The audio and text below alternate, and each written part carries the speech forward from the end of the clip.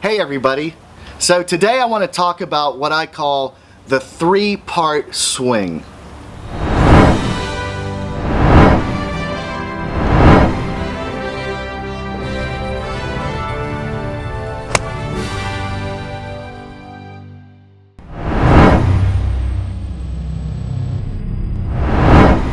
Now, the three-part golf swing is something that I broke down in detail in my book, and you've seen me do drills and kind of touch on it on the channel, but I wanted to take a moment to really clarify my belief that the golf swing happens in three parts, just to make it clear to everybody that's working on these different drills and things, because this is again one of these big concepts that I think is really important for you to understand if you're going to try and follow along my swing evolution, so you understand the thought process behind the work that I'm doing.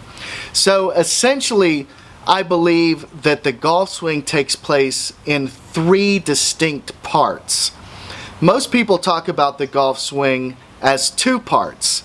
They say that there's a backswing and there's a downswing. But to me, I realized that there's a middle section. I've done a lot of talking about the transition, which I think is the most important and least talked about part of the golf swing. But it really started to make a lot of sense to me once I broke down the swing into three parts. Okay, the first part is what I call the load. The second part of the swing is the stretch, and the third part of the swing is the release. That's why I use the acronym LASER, load, stretch, release.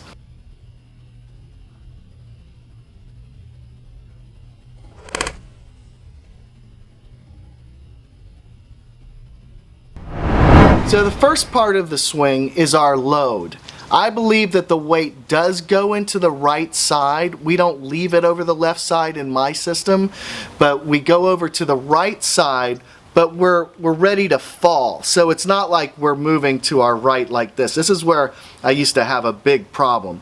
But we're taking the club away with our one-piece takeaway, and we're raising it up, and we're getting prepared for our stretch.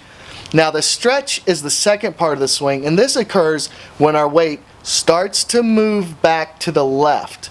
Okay, our weight starts to move back, our left heel plants, and we start to get the stretch between our knees and the open pelvis position. Now as the open pelvis position happens, the club is going to fall back into the slot. What I call the atomic elbow gets reconnected. Okay, once we have our open pelvis and our right elbow reconnected, we're ready to bring the club back onto the shaft plane, which begins the release part of the swing, where all the stretch that we've created is going to be relinquished and the club accelerates furiously through impact. So we don't want to start our acceleration from up here. We want to get prepped with a stretch that's going to allow us to then turn on the gas with our right side and blast through the ball. Now there's two more concepts I'm going to drop on you here. The club starts on the shaft plane, okay? And to me, that's the plane that the club is on while this elbow's connected. A lot of people say that Hogan had a one-plane swing, but I actually believe there's very few people that had a one-plane swing. Kuchar's the closest thing to it today. Mo Norman, you could probably say, Doug Sanders and Charlie Sifford. These guys just kept it so low all the way around. But as soon as this elbow gets lifted, I believe you're a two-plane swinger. So in my opinion, Hogan and Nicklaus were both two-plane swingers, because to get extra leverage, you go from the shaft plane to the shoulder plane. Okay? Now the other thing I want to talk about is a lot of golfing machine people have asked me, are you a swinger or a hitter? And I've heard people say that swingers are left side people that are pulling through the hit, and hitters are guys that use the right side, that are thrusting the club down, pressing on the back of the club down through the ball. I think I'm both.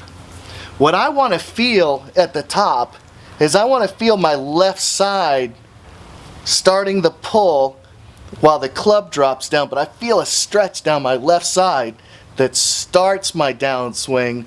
But once I get set, I'm ready to pour on the gas with my right side. So technically, I think I'm a swing hitter. I don't even know if that's a phrase.